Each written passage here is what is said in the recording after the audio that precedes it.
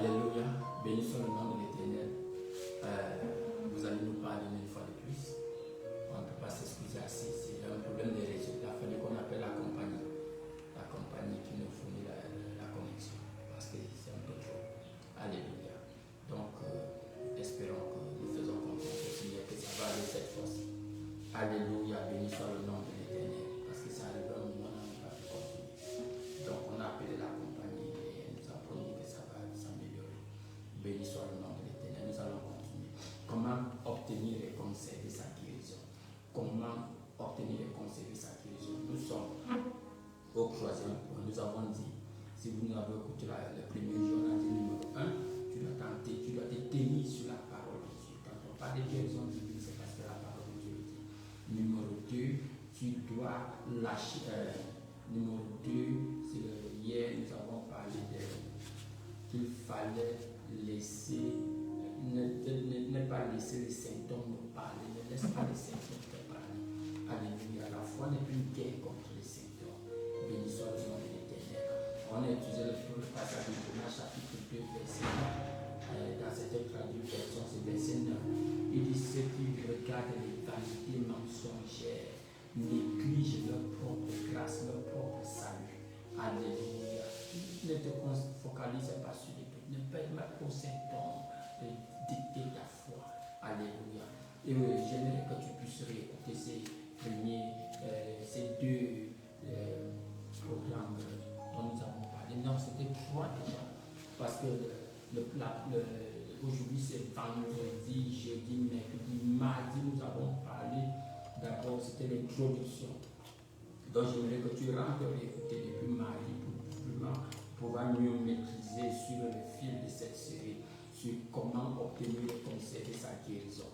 On a eu l'introduction, et puis on a eu comment se tenir sur la parole de Dieu. Hier, nous avons vu comment ne pas laisser le tout nous parler.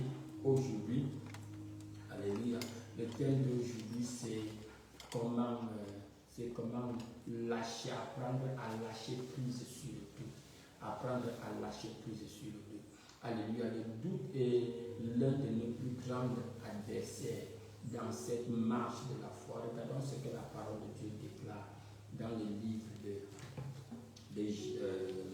on est en train de lire Matthieu chapitre 13, verset 54, avant que nous ne soyons interrompus.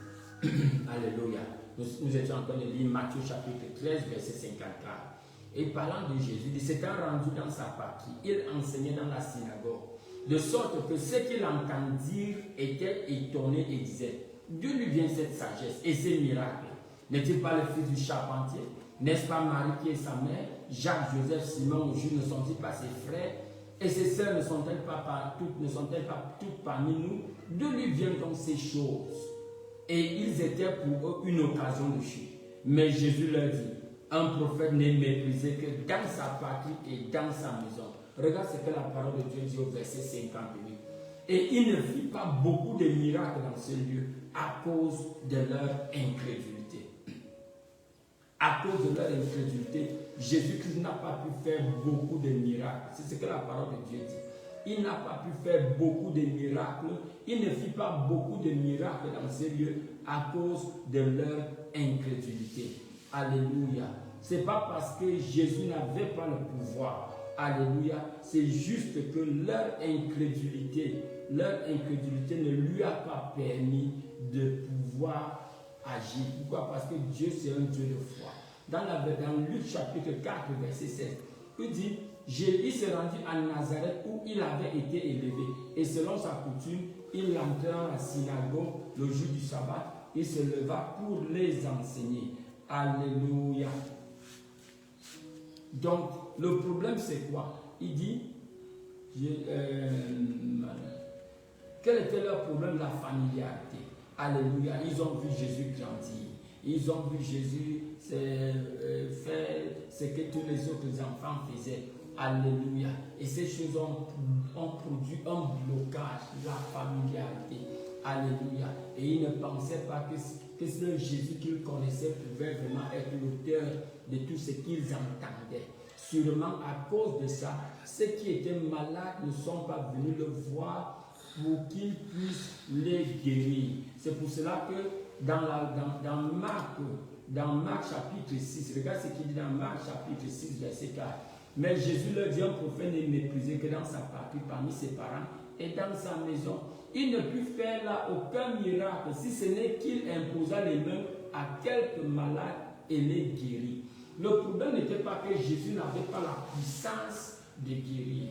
Alléluia, il était habitué à ce que les multitudes viennent vers lui. Alors qu'il arrive à Nazareth, où on le connaissait de manière naturelle, les malades ne sont pas venus vers lui parce qu'ils le connaissaient, qu'est-ce qu'il peut faire. Alléluia, je me rappelle une fois quand je suis revenu au Cameroun, et l'une des mamans qui m'a beaucoup fouetté parce que j'étais un petit brigand, m'a vu, elle m'a demandé, et elle a demandé ce que je faisais. Je lui ai dit que j'étais pasteur, et dit que je suis pasteur, quoi, que qu'est-ce que je connais. Moi, qu'elle a vu grandir, c'est comme ça qu'elle m'a méprisé. Quel était son problème? C'était la familiarité. Elle avait des difficultés à réconcilier les petits voyous qu'elle avait l'habitude de poursuivre au quartier de Fouetté, qui venaient voler dans sa boutique. Et ce jeune homme qui est devenu maintenant enfant de Dieu, serviteur de Dieu, elle n'a pas pu faire la transition. C'est la même chose qui s'est passée avec Jésus dans son propre village, dans son peuple, dans sa propre patrie. Alléluia. La Bible dit qu'il n'y a qu'une petite quantité de personnes, un petit nombre de personnes. Il ne put faire là aucun miracle. Ce n'est pas parce qu'il ne pouvait pas faire des miracles, c'est simplement parce que les personnes ne se sont pas disposées à venir le voir. Alléluia. C'est très important qu'on mette ça dans son contexte. Et la Bible dit que si ce n'est qu'il a imposé les mains à quelques malades, plusieurs ne sont pas venus. Il n'y a que quelques malades qui sont venus. Et les quelques qui sont venus sur qui il a imposé les mains ont reçu la guérison. Alléluia. Jésus guérissait tous ceux qui venaient vers lui. Il n'y a aucune personne qui a sollicité Jésus qui n'a pas reçu son miracle. Aucun. Alléluia.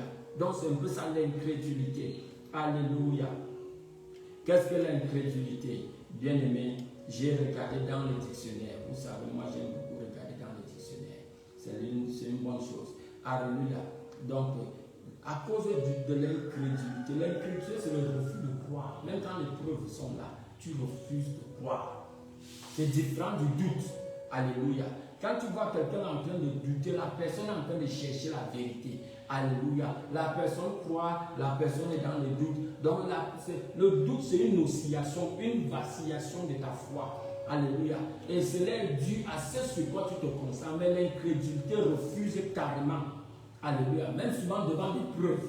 C'est pour cela que vous allez voir que Jésus, après sa résurrection, n'a même pas perdu le temps d'aller se présenter à ceux qui étaient incrédules. Parce qu'il savait que même s'il ressuscitait des morts, il ne devait pas croire la preuve. Alléluia.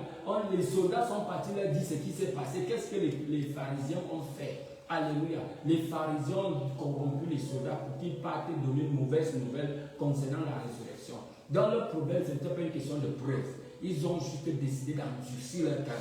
Et c'est la même chose qui se passe avec certains d'entre nous. Alléluia. Peut-être que tu t'es même connecté par accident, en passant entre guillemets. Et ce que tu entends te faire sourire, ça te fait rire. Même quand tu entends que quelqu'un a reçu une guérison miraculeuse, toi tu dis automatiquement que ce n'est pas vrai. Alléluia. C'est ça l'incrédulité. Un refus de croire. Même quand les preuves blackantes sont devant toi, tu refuses de croire. Tu te fermes à cela. C'est ça l'incrédulité. Et l'incrédulité empêche la manifestation de la foi.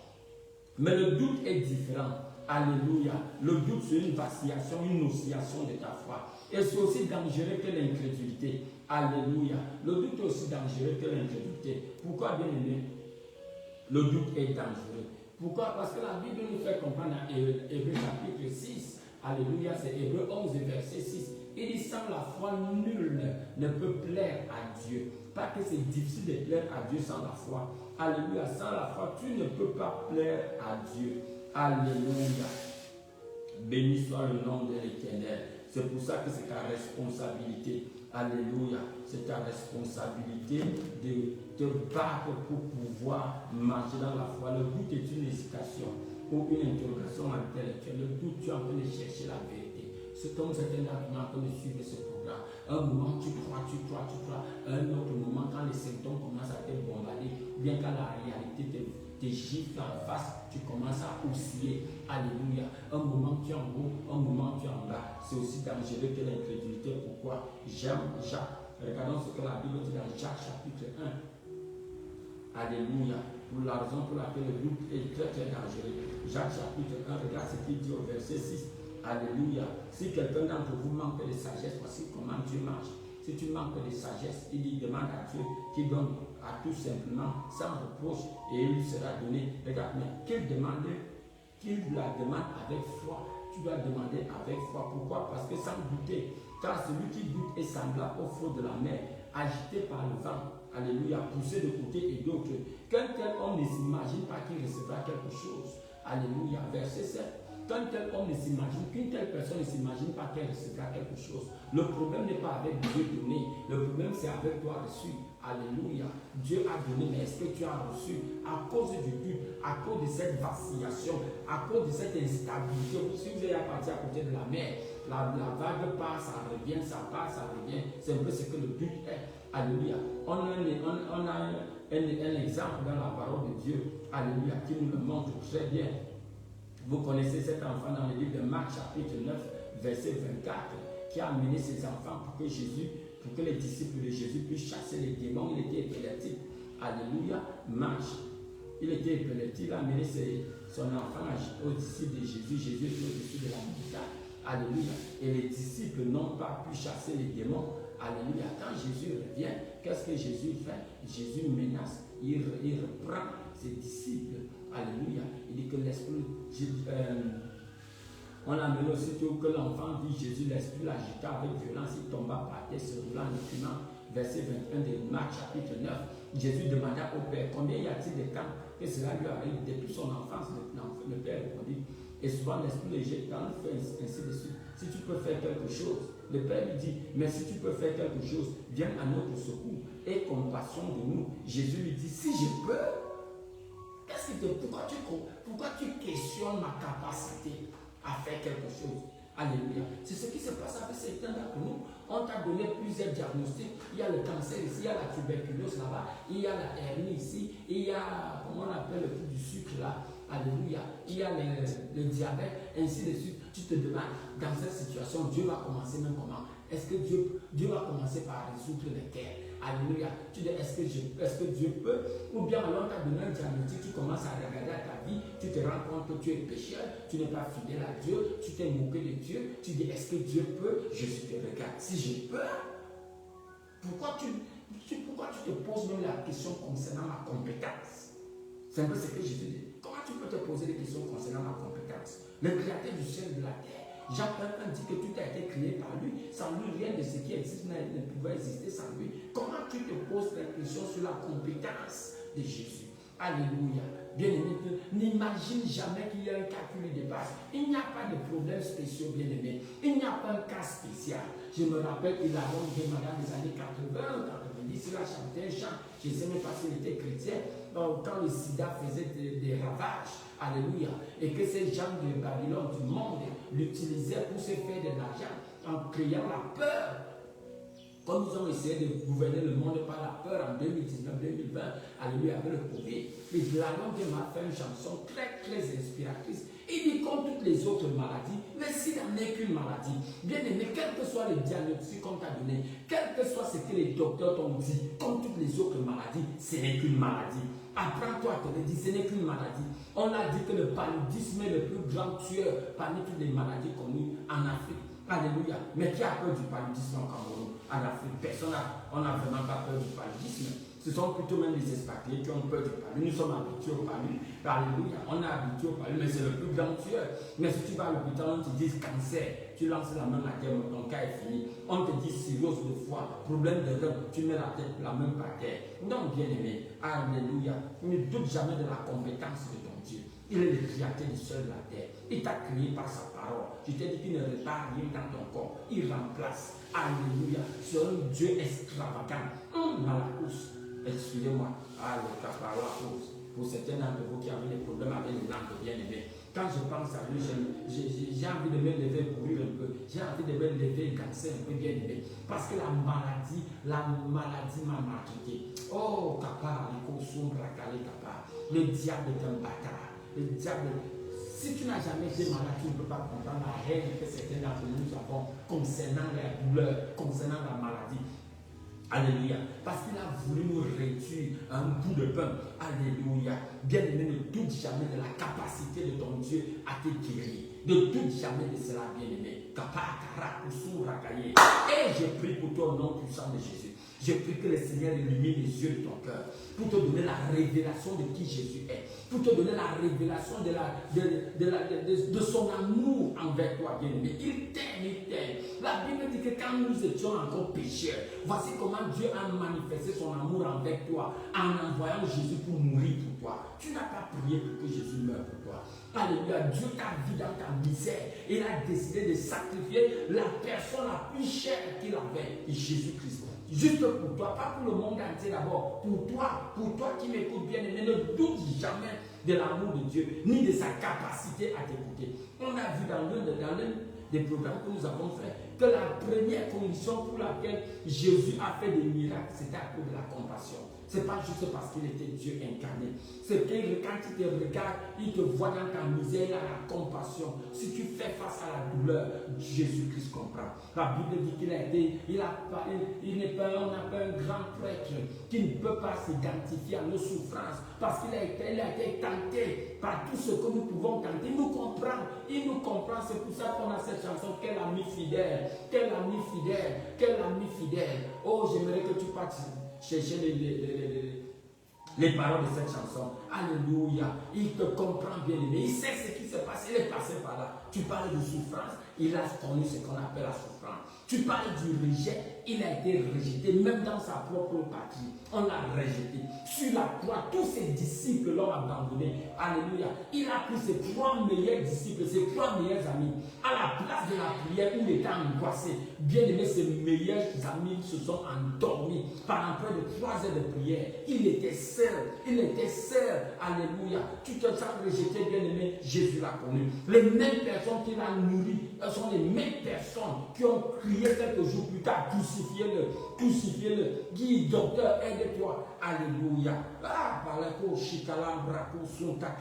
Tu penses que tu as fait du bien aux gens et t'ont repayé par le mal. Jésus l'a connu plus que toi. Il l'a connu plus que toi. Quelqu'un que les fous suivaient de village en village. Un jour est arrivé à cause de toi, bien-aimé. Toutes les foules se sont détournées de lui. Même sur la croix, son propre père l'a abandonné. Car ce qui ne lui était jamais arrivé.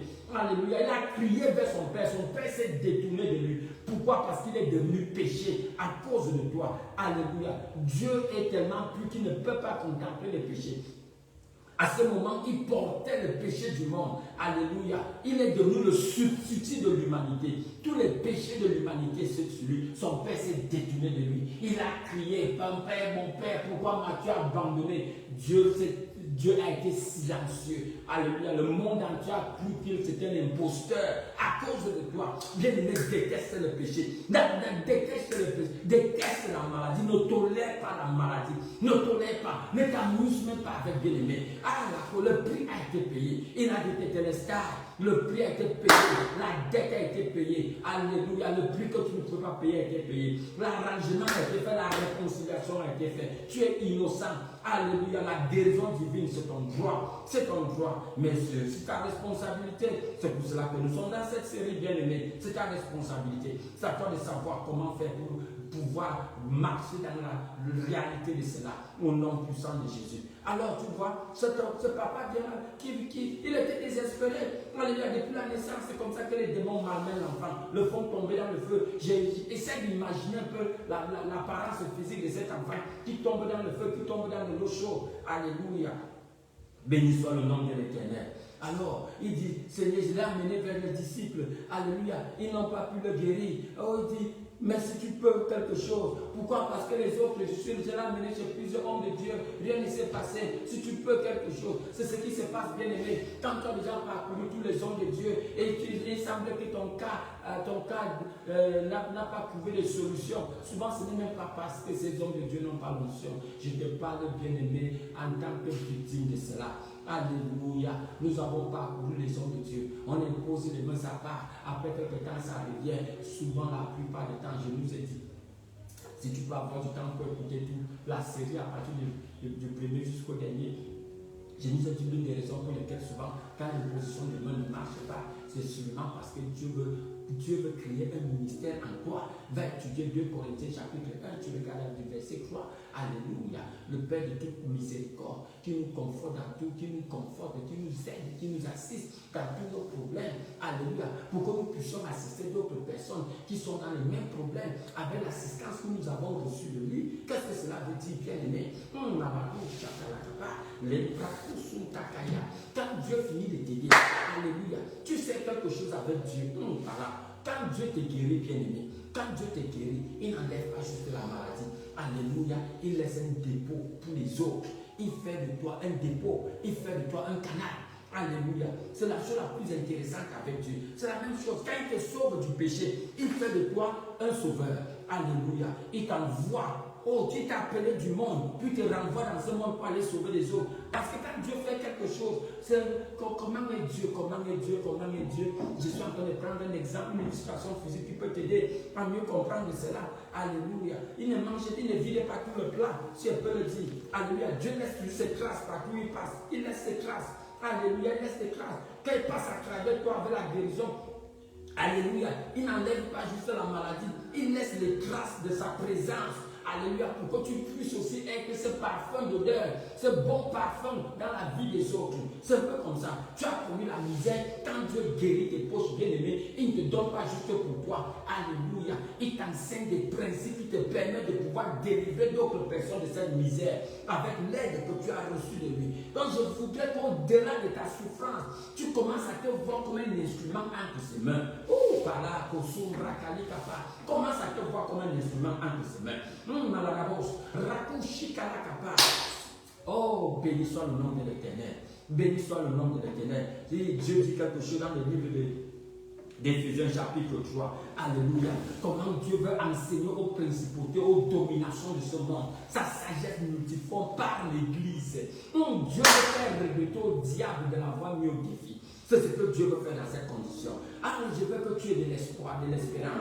Je veux que tu commences à te voir en train d'aller de lieu en lieu, distiller ce que Dieu a fait dans ta vie. Alléluia, béni soit le nom de l'Éternel. Alors Jésus est supplié, dit si je peux, si tu peux, tout est possible à celui qui croit. Tout est possible, rien n'est impossible à celui qui croit. Il dit tout est possible. Et le Père s'est écrié, Seigneur, je crois, viens au secours de mon incrédulité. Quel était le problème de ce papa? Ce n'était pas l'incrédulité vraiment, c'était le doute. Alléluia, c'était le doute. Tu crois, après tu décrois, si on peut le dire. Tu crois, tu es instable, tu oscilles, tu vacilles. C'est pour ça qu'il a dit que je crois, mais aide mon doute, aide mon incrédulité. Il y a des moments où je crois, il y a des moments où je ne crois pas. Alléluia. Donc Jésus a accompli son dilemme.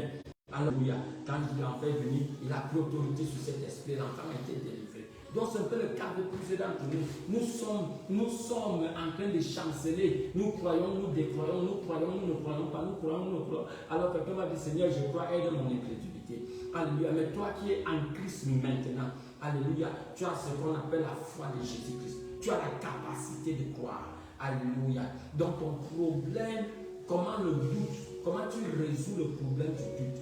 Tu vois, si tu es en train de m'écouter, tu n'as vraiment pas un problème avec l'incrédulité. Alléluia. Tu n'as vraiment pas un problème avec l'incrédulité. Alléluia. Tu as beaucoup plus un problème avec le doute. Et le doute naît du manque d'assurance. Le doute naît du manque de confiance en ce que nous connaissons. Le doute naît du fait que nous n'ayons pas assez d'informations concernant ce pour lequel nous voulons croire. Le doute naît d'une information incomplète. Alléluia. Quand tu n'as pas la maîtrise du sujet, ça crée de l'espace pour le doute. Alléluia. Et le remède du doute, ce n'est pas la prière. Le remède du doute, c'est la connaissance. Alléluia. Bien-aimé, quand tu connais, comme tu devrais connaître, le doute naturellement meurt. Alléluia. Le doute provient d'une zone d'ombre. Si je te demande ton nom et tu me donnes ton nom et te dis que ce n'est pas ton nom, tu ne vas même pas te déranger. Est-ce que tu as déjà vu, tu te rappelles quand on était à l'école primaire, alléluia, si tu étais peut-être parmi les élèves têtus, alléluia, que tu avais un maître violent, alléluia, et pose une question, alléluia, tu lèves la main, il pose la question, tu réponds, il dit quoi? Si tu n'as pas maîtrisé ton sujet, tu vas, qu'est-ce que tu as dit? Et là, la chicote à main, tu vas dire, souvent même la bonne réponse que tu as donnée, tu vas donner l'autre réponse. Pourquoi? Parce que tu n'es pas sûr. Alléluia. Mais quand tu es sûr, quand tu sais que tu connais la bonne réponse, il t'intimide et tu dis c'est ça la réponse. Tu peux même le challenger. Pourquoi? Parce que tu sais que c'est ça la réponse. La preuve. Allons vérifier ça. C'est un peu comme ça. Donc quand tu te rends compte que tu es en train de fluctuer, c'est pas ça que dit en français. Tu es stable dans ta foi. Alléluia. Tu es en train de chanceler dans ta foi. Ce dont tu as besoin, c'est d'aller examiner ce passage. Alléluia, où la promesse se trouve. Va la relire, va t'habituer à cela. C'est pour ça que j'ai dit que la semaine prochaine, on va parler de la méditation. Alléluia, l'étude de la parole de Dieu et le remède du doute, c'est par la prière. Oh Dieu, délivre-moi du doute. Non, bien aimé, le doute provient du fait qu'il y a un vacuum qui a besoin d'être rempli par la vérité. Béni soit le nom de l'Éternel. Alléluia, alléluia, alléluia. J'ai pris pour toi au nom puissant de Jésus. Que le Seigneur t'aide à être intentionnel. Que le Seigneur t'aide à être intentionnel concernant ton cas. Pourquoi? Parce que la plupart du temps, quand nous sommes malades, c'est vraiment unfortuné. En français, unfortuné. C'est vraiment c'est vraiment malheureux, c'est vraiment déplorable, voilà, c'est vraiment déplorable. Quand tu vas dans les hôpitaux, vous voyez les gens qui sont malades, qu'est-ce qu'on passe le temps, on leur fait, on leur montre African Magic, alléluia, on les connecte même encore aux démons, alléluia, on leur montre des séries télévisées où il y a la sorcellerie, où les gens meurent, où les gens tombent malades et ils meurent. Hey, l'hôpital pense qu'il est en train de les aider à se distraire. Mais sans s'en rendre compte, ils sont en train d'ouvrir des portes à lui, à d'affliction. Comment quelqu'un qui est malade va voir une série, on est en train de pratiquer la sorcellerie sur quelqu'un, on est en train de tuer les gens. Alléluia, on leur montre des films policiers, des films d'espionnage où les gens meurent, alors que voilà quelqu'un qui est couché en train de bagarrer contre la mort. Alléluia, on ouvre les portes à tous ces esprits et tous ces démons. Alléluia, pour venir mettre cette peur, cette conscience de la mort en eux. Non, on devrait plutôt leur montrer des séries, des films qui leur montrent la capacité à surmonter la mort et la peur. C'est ce qui devrait se passer. Ou plutôt, au pire, je le dis au pire, on devrait beaucoup plus leur montrer les Tintins. Alléluia, les dessins animés, les choses qui peuvent leur faire rire. Peut-être Tom et Jerry, qu'ils se mettent à rire et ils oublient ce qui se passe. Parce que la plupart du temps, la maladie, la raison pour laquelle la maladie devient forteresse, c'est parce que ça n'affecte pas juste le corps. Un moment arrive, la maladie devient dans la tête. Et c'est là où ça devient difficile, ça devient forteresse. 2 Corinthiens chapitre 10, à partir du verset 4. Quand ça arrive au niveau de la tête, c'est une forteresse. Même quand ça quitte le corps, ça reste dans la tête. C'est pour ça que ça peut partir, ça revient. Même quand tu as été guéri, après quelques temps, ça revient. Alléluia. Quelqu'un a parlé des muscles de la mémoire. Alléluia. C'est pour ça que tu vas voir, quelqu'un va guérir. Alléluia. Quelqu'un va guérir d'une maladie, mais dans sa tête, elle va continuer de croire que la maladie est là. Et j'étais en train de parler avec un ami, alléluia, qui a fait des affaires. Il a fait des affaires dans un domaine qui lui a tellement donné des problèmes. Où à chaque moment il recevait des coups d'appel. Alléluia, pour lui dire que, oh, il y a tel problème, oh, il y a eu un accident là-bas, oh, il y a telle catastrophe. Il me dit, 3 ans après avoir stoppé ce business, il continue d'avoir des crises de panique. Il dit que celui n'arrive pas à bien dormir. Parce qu'il était souvent habitué à être levé au milieu de la nuit. Il faut partir à la gendarmerie, il y a la police, il y a tel employé qui a été arrêté, tel employé qui est décédé de suite de certaines choses dans ce business. Il dit que jusqu'à présent, il y a des moments où il se réveille en sursaut. Alléluia. Quand le téléphone sonne, son cœur se met à battre. Pourquoi? Parce qu'il pense Alors qu'il a laissé le business là depuis près de 3 ans.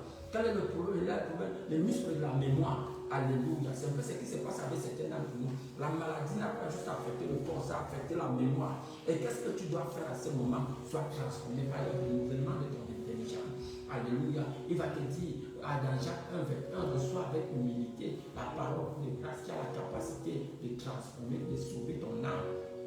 Donc c'est ça le remède de l'incrédulité. Le remède de l'incrédulité, c'est quoi, bien aimé? C'est le renouvellement de ton intelligence. Béni soit le nom de l'Éternel. Alléluia. Donc c'est un peu comme ça. Alors Jésus a chassé les démons et l'enfant était guéri. Béni soit le nom de l'Éternel. Donc qu'est-ce que nous pouvons dire, bien aimé? Je voudrais t'inviter à la parole de Dieu. Je voudrais t'inviter à la parole de Dieu. Habitue-toi à la parole de Dieu. Ça va t'aider à lâcher prise sur le but. Va relire, lis, étudie cette parole de manière à ce que tu puisses être sûr que cette parole dit ce qu'elle dit. Alléluia. Tu sais, avec la parole, tu peux lire la parole de Dieu, tu dois lire la parole de Dieu. La deuxième chose que tu dois apprendre à faire, bien aimé, apprends à la mémoriser. Écris-la sur un bout de papier, va la tordre le bout de papier. Tu dois apprendre à mémoriser la parole de Dieu. Alléluia. Une autre chose que tu dois faire avec la parole de Dieu, étudie-la. Étudie-la. Apprends à étudier la parole de Dieu. Alléluia. Une autre chose que tu dois faire avec la parole de Dieu, cherche à la comprendre. Étudie-la pour la comprendre. Après, médite sur cette parole. Médite et mets-la en pratique. Voilà un peu ce que tu dois apprendre à faire. Numéro 1, lis cette parole. Tu peux la lire comme tu lis le journal. Lis-la. Alléluia. Numéro 2, mémorise-la. Quand tu vois un passage qui a trait à la situation, à la condition dont tu es en train de faire face, mémorise cette parole. Alléluia. Jésus a dit, l'homme ne vivra pas de pain seulement, mais de toute parole qui sort. Quand Dieu te donne une révélation de sa parole, quand tu lis une parole qui te touche, qui frappe ton cœur, je pense l'une des choses que tu devrais faire, c'est insister sur cette parole. Cette parole est comme un fruit, comme une orange. Il faut la presser. Lis-la, relis-la, mémorise-la. Alléluia. Une autre chose que tu dois faire, commence à te la confesser. Commence à te la déclarer. Alléluia. Étudie-la. Étudie-la pour la comprendre. Parce que quand tu comprends, tu sauras comment maintenant la mettre en pratique. Quand tu l'étudies, médite sur cette parole et mets-la en pratique. Toute parole que tu n'as pas obéi, tu n'as pas compris. Alléluia. La manière la plus facile de mémoriser, d'être transformé par la parole de Dieu, de renouveler son intelligence, c'est quand tu appliques la parole de Dieu, quand tu la mets en pratique. Alléluia. Il y a une différence entre la connaître intellectuellement et la connaître en vérité. Alléluia, c'est quand tu la mets en pratique. Béni soit le nom de l'Éternel. Alléluia. Nous bénissons le Seigneur. Nous l'exaltons, nous le célébrons. Nous allons nous arrêter ici pour aujourd'hui. Alors, qu'est-ce que je peux te dire pour conclure? Lâche prise. Apprends à lâcher prise. Alléluia. Lâche prise sur le doute. Je sais que tu as quitté la zone de l'incrédulité. À moins peut-être que tu sois tombé sur ce message par erreur. Tu ne crois même pas que tu existes. Tu ne crois même pas que les miracles existent. C'est surprenant qu'il y ait des chrétiens qui croient à la dispensation de la fin des miracles. Bien aimé, si les miracles n'existaient pas, je me demande ce que la vie chrétienne serait. Alléluia. Quand Jésus dit que tout pouvoir sur la terre, au ciel, sous la terre m'a été donné. Alléluia. Et il nous a envoyé en son nom. Certaines personnes disent que non, on n'a plus besoin de guérison divine à cause de l'avance dans la tête, de l'avancement dans la technologie. Pardon, excuse-moi. Quand il y a les gens en Europe, aux États-Unis, qui sont laissés pour morts parce que la médecine n'a pas une solution pour eux. Tu dis que la médecine est avancée. La médecine est avancée avec tous ces charlatans qui sont dans la médecine. Alléluia, combien de personnes sont mortes du Covid-19 qui pouvaient être guéries par le ginger. Alléluia, par le ginger et le citron. Alléluia, combien de personnes en sont décidées. Alléluia, tu dis que la médecine a avancé. Qu'est-ce que la solution que la médecine a apportée pour le cancer? En dehors de couper des amputations, alléluia, et d'amputer les parties malades. La médecine a avancé. Il y a combien de personnes qui vivent avec le fer dans leur corps aux États-Unis, en Amérique, un peu partout en Europe. Alléluia, parce que la médecine ne fait rien. Il y a combien de personnes qui sont aveugles là-bas en Europe, en Occident, et tu me dis que la médecine est avancée. Alléluia, qu'est-ce que la médecine a fait concernant, par exemple, pour résoudre le problème de surdité? l'électricité pour résoudre. Non, bien-aimé, ne parle pas de ça. Alléluia. Tant qu'il y a les démons sur terre, tant qu'il y a une diable ici sur terre, tu as besoin de la guérison divine. Alléluia. Parce que la racine de la maladie est spirituelle. Tu as vu comment Jésus a confronté une forme de maladie. Mais quand il voit la belle-mère de Pierre, malade avec la fièvre, l'a juste touché. Alléluia, la fièvre a disparu. On l'a dit, la racine de la maladie est spirituelle. Le monde est plus spirituel que physique. C'est pour ça que tu as toujours besoin de Dieu. La science ne peut pas tout expliquer. La science n'a pas la capacité d'expliquer Dieu. Peut-être que tu es un scientiste, tu es un philosophe. La science n'a pas la capacité d'expliquer Dieu. Certaines personnes disent que je ne crois pas en Dieu parce que la science ne l'a pas prouvé. Oh, c'est pour ça que la Bible dit que la sagesse de ce monde est folie devant Dieu. Tu te rends compte, c'est un peu comme si tu demandais à un homme, est-ce que tu peux peser par exemple un poulet avec une règle. Alléluia. C'est comme si on te donnait une règle pour aller peser un seau d'eau. Est-ce que tu peux peser un seau d'eau avec une règle? Tu dis que la science n'a pas prouvé Dieu. La science n'a pas prouvé Dieu. La science a la capacité d'interpréter le spirituel. Alléluia. Le jour, bien aimé, où tu pourras mesurer ton terrain avec une balance. Ce jour-là, je vais te montrer, je vais te prouver que la science peut prouver Dieu. Alléluia. Béni soit le nom de l'Éternel. Tu ne peux pas utiliser les mesures. L'unité de mesure de Dieu. La science ne peut pas être l'unité de mesure de Dieu. Parce que la science ne fait qu'observer et interpréter. Alléluia. Et l'observation est basée sur les instruments. Quels sont les gens d'instruments que tu utilises pour observer? Et Dieu te met même la science au défi. Et ici, tu peux juste observer la nature. Alléluia. Elle va prouver l'existence de Dieu. Maintenant, certaines personnes sont venues avec ce qu'on appelle la théorie de l'évolution. Alléluia. Vous savez ce qu'une théorie? Comme son nom le dit, c'est une théorie. Alléluia. Tu as besoin de trop de foi, même pour croire à cette théorie. Alléluia. Ça, c'est la distraction. Concentrons où nous sommes. Donc, bien aimé, lâche prise sur le mot. Alléluia. Deviens un élève de la parole. Deviens un élève de Jésus. Cherche à connaître qui est Jésus. Cherche à connaître ce qui s'est passé. Alléluia. Sur la croix. Comprends son message, son travail de substitution.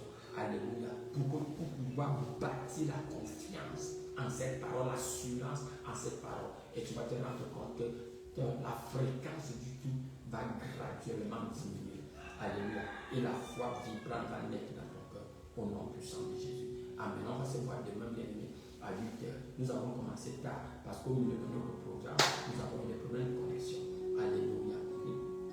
Donc demain à 8h, nous aurons la dernière édition de cette semaine. Alléluia. En attendant, bien aimé, s'il te plaît, est-ce que tu peux partager? Va sur notre page YouTube. Parce que nous voulons, si c'était possible, à partir de la semaine prochaine, commencer à diffuser aussi sur YouTube en direct. Donc va sur notre page YouTube et souscris, abonne-toi. Notre page YouTube, c'est Oscar Temple. Oscar, O-S-C-A-R. Temple, D-A-N-K-E-E. Va souscrire. Abonne-toi sur notre page. Alléluia, aussi sur notre page Facebook, qui peut-être tu es en train de nous suivre à travers Facebook, va t'abonner et le Seigneur te fera du bien. En attendant, partage. Donne ce que Seigneur donne à quelqu'un qui est malade, envoie cela à tes voisins et aussi à tes ennemis et le Seigneur te bénira. Shalom, shalom, bien-aimé. Peut-être tu es malade dans ton corps, peut-être que tu es victime de l'incrédulité. Je veux te dire que Jésus est réel, Jésus existe, bien-aimé. Et tu as besoin de le recevoir comme Seigneur et Sauveur. Alléluia. Si tu veux le faire cette prière avec moi, tu veux recevoir Jésus comme Seigneur et Sauveur. Fais cette prière avec sincérité. Dis, Seigneur mon Dieu, je crois que sur la croix tu as pris ma place. Alors je te confesse comme Seigneur et Sauveur. Merci pour le don de la vie éternelle. Au nom de Jésus. Amen. Aussi simple que ça. La Bible dit que si tu confesses de ta bouche, tu crois dans ton cœur que Jésus-Christ est ressuscité du mort, tu seras sauvé. Si tu l'as fait, bien aimé, tu es sauvé. Alors maintenant, je t'invite. Commence à lire la parole de Dieu. Alléluia. Et fais-nous un message, fais-nous un retour pour nous dire que tu as reçu le Seigneur Jésus. Et on verra comment t'accompagner dans tes premiers pas de la foi. Tu es béni. Et tu malades dans ton corps. Je me maudis cette infection, je me maudis toute forme d'infirmité. Et je déclare par le nom de Jésus, tu es guéri. Au nom puissant de Jésus, reçois ta guérison,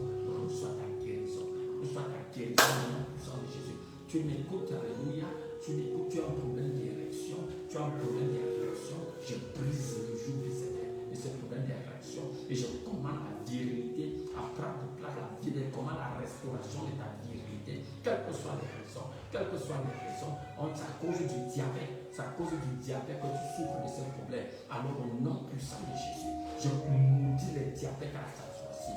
Et je déclare au nom puissant de Jésus, quels que soient les dégâts que ton corps a subi à cause de ce diabète, je commande la restauration au nom puissant de Jésus.